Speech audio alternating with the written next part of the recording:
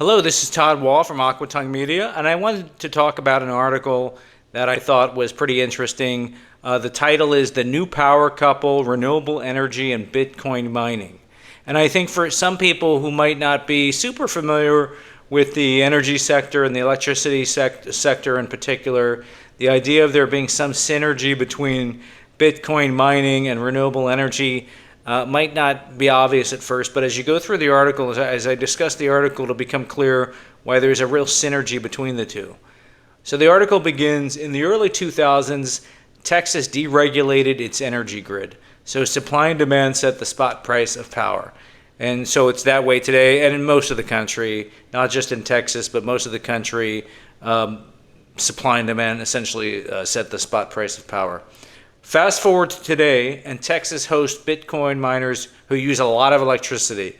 But that's only part of the story regarding renewable energy. The Electric Reliability Council of Texas, also known as ERCOT, gives equal footing to generation types and demand sources, spotlighting green energy.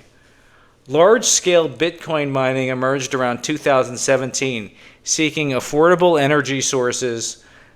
Miners relocated to Texas, utilizing its underutilized energy capacity. Texas gets over 40% of its energy from renewable intermittent resources, as reported by the Texas Comptroller. The amount of green energy used has sparked political debate about the grid's reliability. This has put intense pressure on the Bitcoin mining industry to limit operations. The 2023 Texas legislative session introduced Senate Bill 1751. It would have removed Bitcoin miners from demand response initiatives. The real concern within Texas is that over the past couple of years, it's not just Bitcoin mining, but it's data centers and projections about the growth of data centers and how it's going to consume a large portion of Texas's power generation. And so there's concern, understandable concern, that basically prices might spike as a result, and therefore there's this initiative to kind of limit the ability of data centers and Bitcoin miners to continue to proliferate in Texas. But the article continues, Bitcoin miners can participate in ancillary services with portions of their load, allowing ERCOT to control their energy use. Bitcoin miners' participation in this program helps stabilize the grid and reduce energy waste. At night, during low demand times, miners use excess electricity to prevent waste, especially from excess wind capacity. They can cut off operations at peak time, like early evening when everyone is using their appliances, freeing up electricity for other uses. This is basically very true. This flexibility helps balance the grid and reduces the need for expensive peaker plants. Miners also help the energy grid by incentivizing new renewable energy projects. So essentially, a little bit of background would be useful here. A lot of renewable energy resources are built in parts of Texas where there's not high population centers. So, for example, you have a lot of solar generation that's located out in West Texas. West Texas is very arid. It's a desert area. It's an attractive place to build solar generation. However, historically, it's an area with, relatively surrounded by relatively low population centers.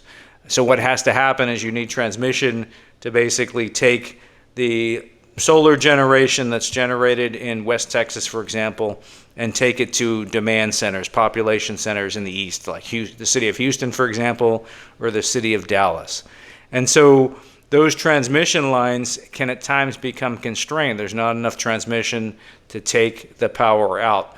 And so what happens is prices can become very low. There can be overgeneration, not enough transmission to take it to the places where it's needed. So prices in response to that, basically can become very low. In fact, in some cases, it can become negative. And what these Bitcoin miners are doing is relocating their facilities to these places, and so they can take advantage of these very low electricity prices. And the flip side is when prices become very high, they're sensitive to basic high energy prices. It makes the Bitcoin mining operations non-profitable when electricity becomes extremely expensive. So they can curtail their operations when prices spike. So in this way, they're sort of balancing the grid. They're consuming power when it would otherwise not be needed. And when power is in high demand, they don't need to consume. So the article continues,